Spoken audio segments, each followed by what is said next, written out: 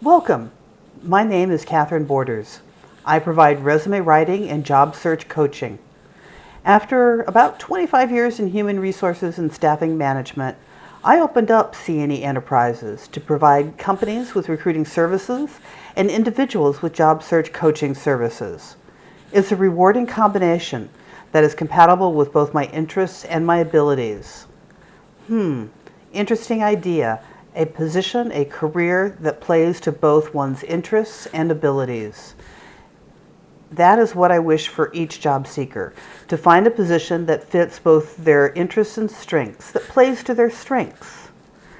This webinar is an introduction to the various job search tools and resources you have at your disposal. It is meant to be a general overview of those resources to help you plan and execute a successful job search.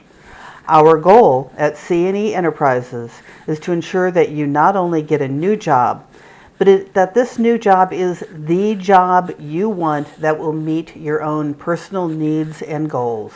Let's begin. A hiring manager or any other person reading your LinkedIn profile, reviewing your resume, or interviewing you is not going to look deep into your soul and understand just how wonderful you are. You have to tell them. The entire job search and interview process is about showing people how great you are and how much an employer would benefit from hiring you. You know, regardless of your personal background, it is very likely that you were raised to believe that bragging is rude. It's just not something most of us are comfortable with or know how to do well. I've worked with a lot of marketing and sales professionals who can go on and on bragging about their company and its products. But when it comes to bragging about themselves, they fall short. There is one time in our lives in which bragging is not rude. It is needed, it is even expected, and that is during the job search process. In this webinar, we will review how to approach this project. Indeed, consider this a project that requires planning, resources, and ultimate success. The essence of this project is marketing yourself to others. Consider yourself a product, and your manager, your next manager, they're the buyer. This project of finding a buyer requires marketing your product, which is marketing yourself. There have been numerous times when highly competent marketing professionals, after attending one of my workshops or getting one-on-one coaching, will come back to me and say, you know, I know this stuff. It's nothing new. I just didn't realize I would have to apply this marketing knowledge I have to myself. Marketing programs almost always require marketing collateral. This is no exception. Your marketing collateral can include your LinkedIn profile, your resume, cover letters, and thank you notes. In order to effectively market any product, you also need to understand what its strengths are. Being able to highlight your professional strengths in writing and in person is key to successfully landing your next ideal job. Continuing on with this analogy, selling your product is primarily done during the interview process. Successful salespeople plan for the sales meeting. They think in advance of what the customer is looking for, what problems they can solve for the customer. They anticipate what the customer will ask during the sales meeting and how they will answer them. And they consider what obstacles they may have to overcome in order to move the sale forward to a purchase. We will spend time in this webinar talking about the interview questions you are likely to be asked in the sales meeting, the interview. Employers hire people to fix problems, get better sales, lower costs, improve the product, improve customer service are just some of the more common examples. The more you can show an employer that you deliver results, more likely it is that you will be hired to do just that. I can't magically do the work for you. Job search isn't something that can be delegated. I can't fish for you, but I can help you fish for yourself. I won't mince words. Looking for a great job that meets all of your primary needs is hard work. It's not a hobby. It is hard work. As I mentioned earlier, consider this a project. Set daily and weekly goals. Prioritize your time. I understand that there are other pressing matters. You may still be working in your latest position, or have finished that up and have a long list of honeydews. Keeping daily job search project milestones can help you keep the proper work-life job search balance you need to be successful in finding your next position. If only your target employer can understand how much you could do for them. How do you impress upon them that you would be perfect for the job, that this position is ideal for you? This is all about marketing. All you need is one company to buy your product, to hire you. This requires taking time to evaluate what differentiates you from the competition. What makes you uniquely qualified for that job? Job seekers do not get the job because they are the same as everyone else. They get the job by differentiating themselves from all other candidates. What differentiates you from the people you will be competing for that next position? Taking time to identify who your target employer is, what they need, what problems you can solve for them, and what makes you uniquely qualified to solve those problems is key to your self-marketing plan. Many of the tools you have at your disposal you are already aware of. Job boards, for example, LinkedIn, Craigslist, Indeed, several others. They're all useful tools. However, I must warn you, only about 20% of today's job openings are listed on job boards. Yes, you heard me, 20%. The other 80% are what we call hidden. They're filled through personal networking and at most may be listed on the company's website, but even that is not for certain. Let me repeat those statistics. 20% visible, 80% hidden. Therefore, when budgeting your job search time, it makes sense to spend 20% of that time reviewing job boards and applying for positions online. The other 80% of your time, how would that be spent? It should then be spent networking with your personal and professional acquaintances to find, locate, and apply for those hidden positions. I've already mentioned your marketing collateral, your resume, your LinkedIn profile, cover letters, thank you notes. None of these items in themselves will get you your next position, but they are all important tools in your tool chest. A great marketing brochure will not sell a product, but without that brochure, the product may not get noticed by the right people. Have you ever heard that old saying, it's not what you know, but who you know? One of my students once provided an apt update to that saying as it pertains to today's job search market. Let me see if I can quote him. It's not what you know, it's not who you know, it's who the people you know are. Tongue twister, but very true, especially in a challenging employment market. Let me tell you one of my favorite true job search stories. I was coaching Tuan, an R&D technician at Intel who was being laid off.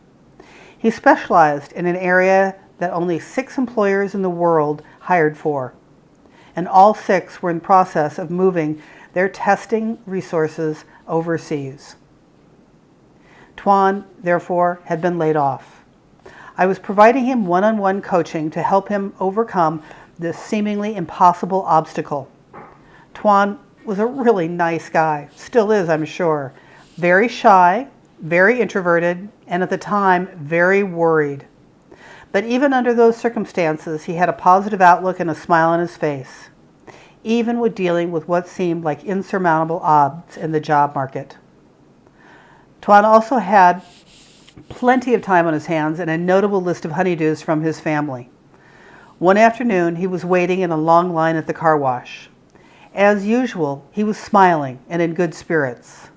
The man next to him, as Tuan later described to me, was a bit surly with a very sour look on his face, and certainly no smile.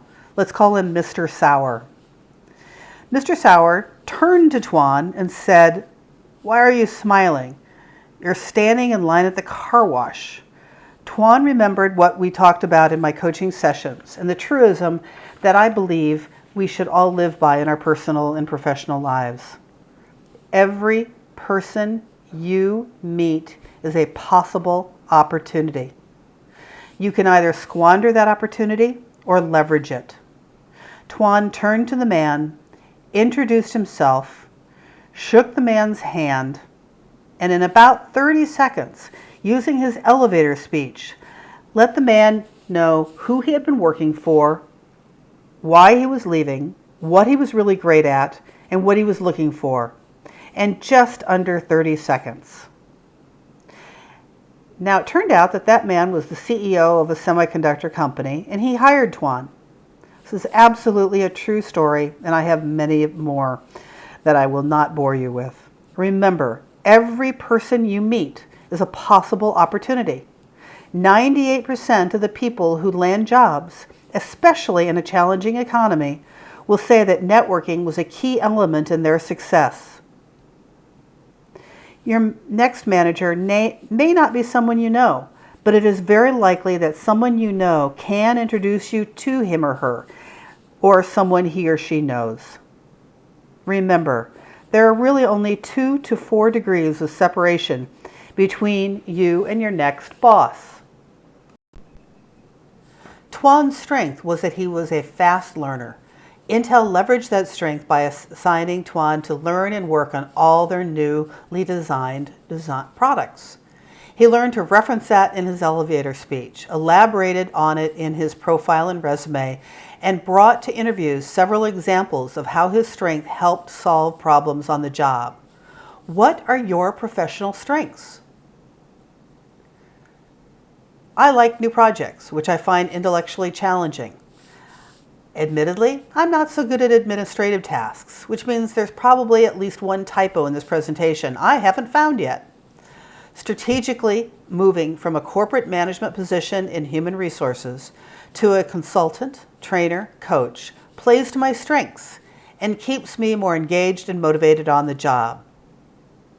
What are your interests? Answering that question is just as important as identifying your abilities and strengths.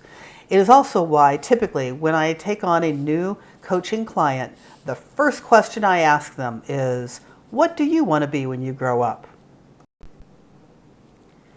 There are an infinite number of interview questions out there.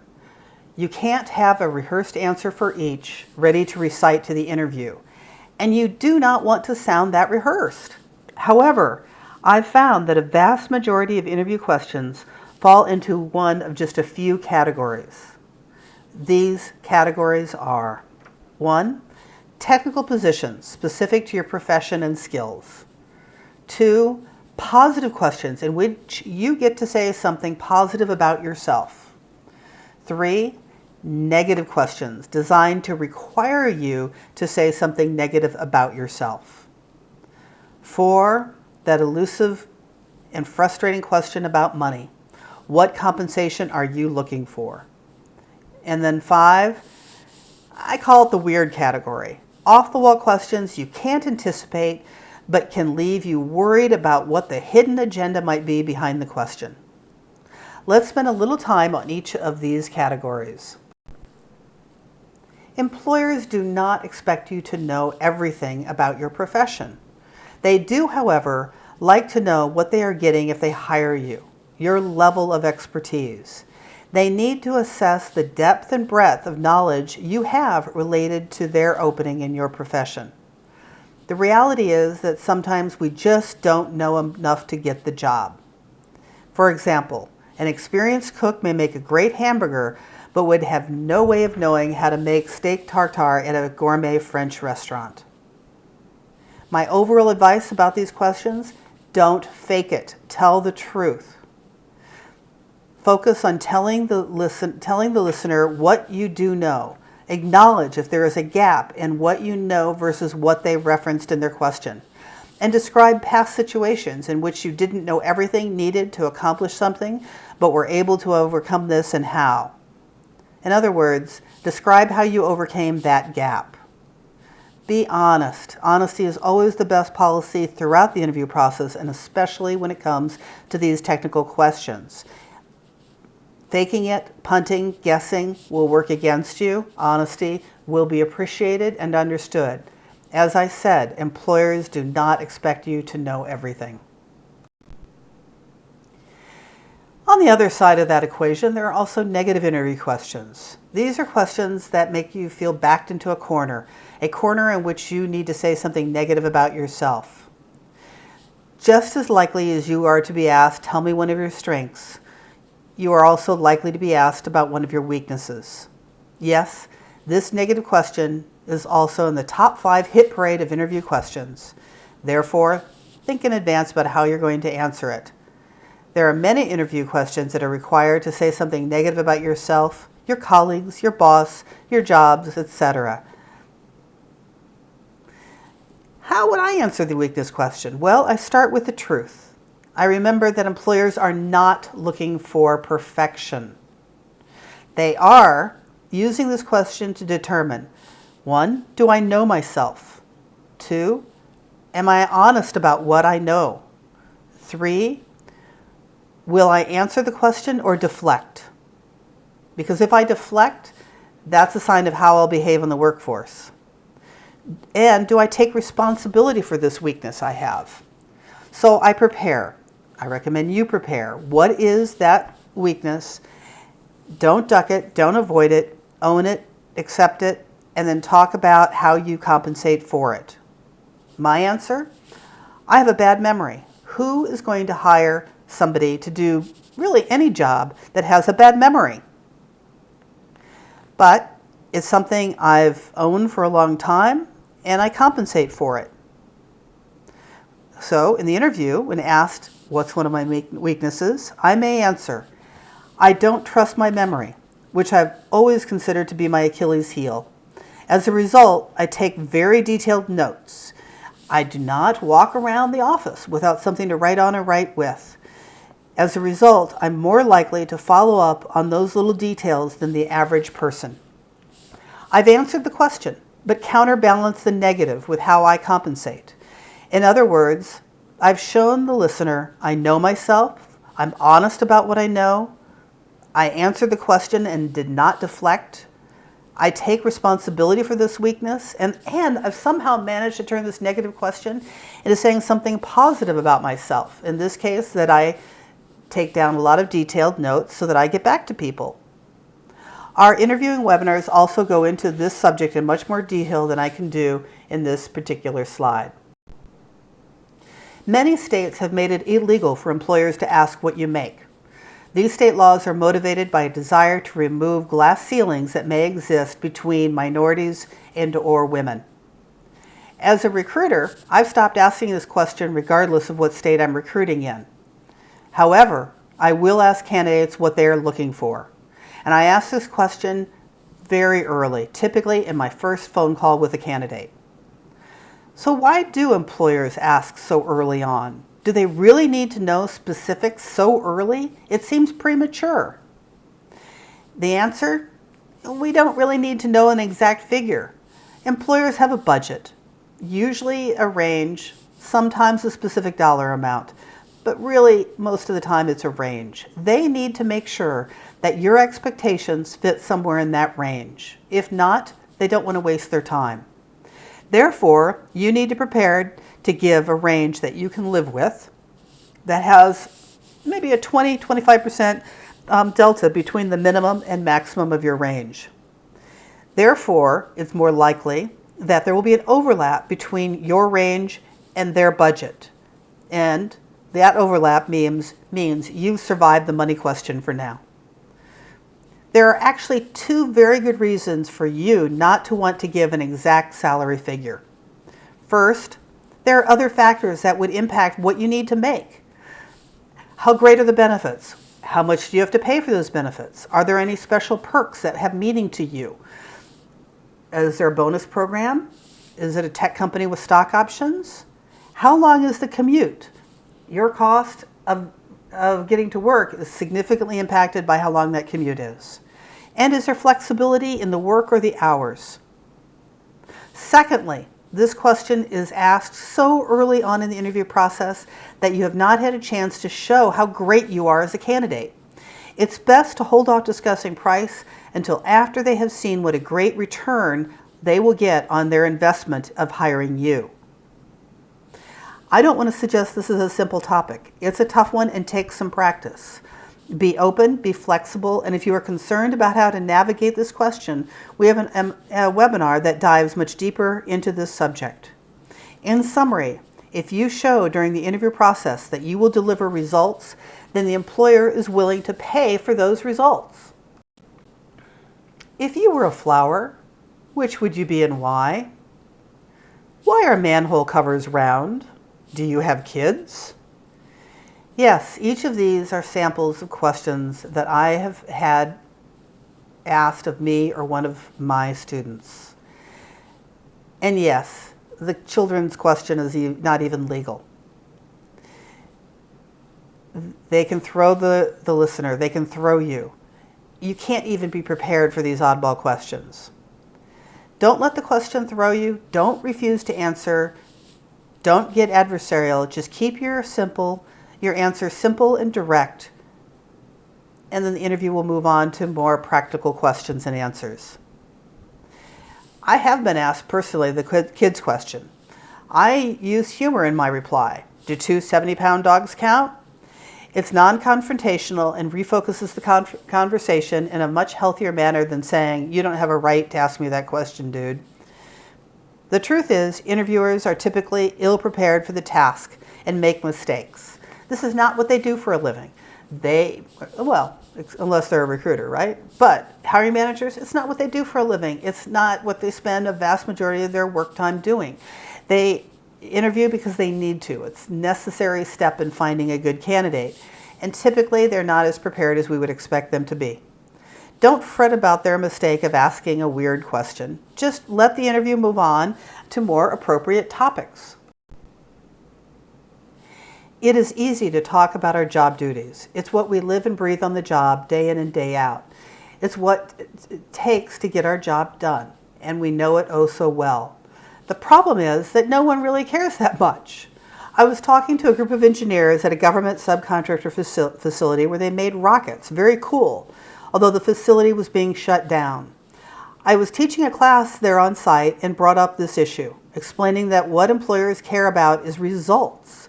One of the engineers spoke up and said, "Catherine, the saying around here is, I don't care how hard you work, just get the job done." This is very true in most employment situations. We are employed to get things done, to get results. And a job opening occurs because someone needs to be hired who will deliver specific results for that employer. Therefore, it stands to reason. The more you can talk about the results you delivered in the past, the more the employer will feel confident that you can deliver results for them. In other words, the best indicator of future behavior is past behavior. Showing past business results is a fantastic tool in your job search toolbox. You can show these business results in your profile and resume.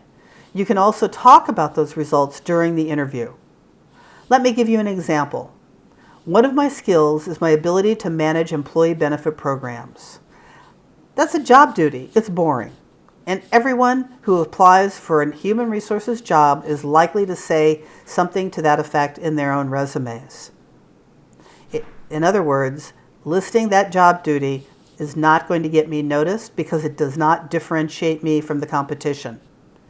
However, if I show business results, well, then I get noticed. If I talked about those results in the interview, I get noticed even more, and I stand to the top of the pile of candidates. My resume for Human Resources Director says 25% reduction in employee healthcare costs while improving employee satisfaction by aggressively managing the vendors and improving the quality of employee benefit communication. That sentence may be longer on my resume than saying I do benefits, but it gives measurable evidence that I know what I'm doing and shows how I can deliver results.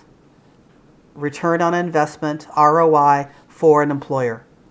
Let your business results brag for you. Recruiters can be useful.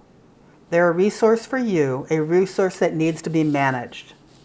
There are several types of recruiters. What you can expect from a recruiter depends on what type they are. Corporate recruiters that work for the company directly, either hourly or as a salaried employee, they find candidates who meet specific detailed requirements set by a hiring manager. Their job is to make sure the hiring manager is only provided candidates with those requirements. They are paid a salary, they are paid hourly, so they are motivated to do a good job, not to sell the hiring manager on a candidate that fails to meet these requirements. It's unlikely that any candidate meets all requirements. It's a long wish list on the job description. It's unlikely then that the person who's hired will meet all of these requirements. So who does get hired? If a person who gets hired is not the most qualified person, then who is it? Well, the reality is it is the person who has been networked directly to the hiring manager. The hiring manager will then overlook the missing qualifications because they trust the source, someone they also network with. So when working with in-house corporate recruiters, follow their instructions, but then also rely on your network to see if you can also get networked directly to the hiring manager. Contingency staffing agencies are on 100% commission. It's high risk, high reward sales. Therefore, they're perpetually selling candidates on the job and selling the hiring manager on the candidates. They are only useful if they have a solid, strong relationship with the employer. You can easily access this by asking any recruiting firm that is talking to you the following key question. Are you authorized to submit candidates to this employer for this specific position? Retained staffing agencies are typically used for vice president and above positions. They have a strong, exclusive relationship with the hiring manager and are an excellent resource if you're looking for a position at that level. When applying for a posted position, follow the instructions, but then supplement with networking, regardless of what recruiters are involved. Aim for finding and talking to the hiring manager. No matter what role the recruiter has, they do operate as a gatekeeper and should be treated as such. They're a great resource, but remember who's paying them. They're being paid by the hiring manager and or that company. So they don't work for you, do they? They work for the hiring manager. Therefore, assume anything you say to a recruiter will be assessed to determine if you are a worthy candidate for that employer and is likely to be repeated to the employer. I hope that this webinar has shown you the value of preparing and planning your job search with each of these topics in mind. Planning, researching, bragging, marketing, interviewing, negotiating. And I know it was a lot to review in a short period of time. Hopefully you have some exciting ideas on how to proceed from here. And of course, always let us know how we can assist. C&E Enterprises offers one-on-one coaching on any one of the topics we have discussed in this brief overview webinar, as well as resume development. Pick and choose how we can help you. We can be reached at 352-561-8957 or through our website, C&EEnterprises.com. Thank you and good luck.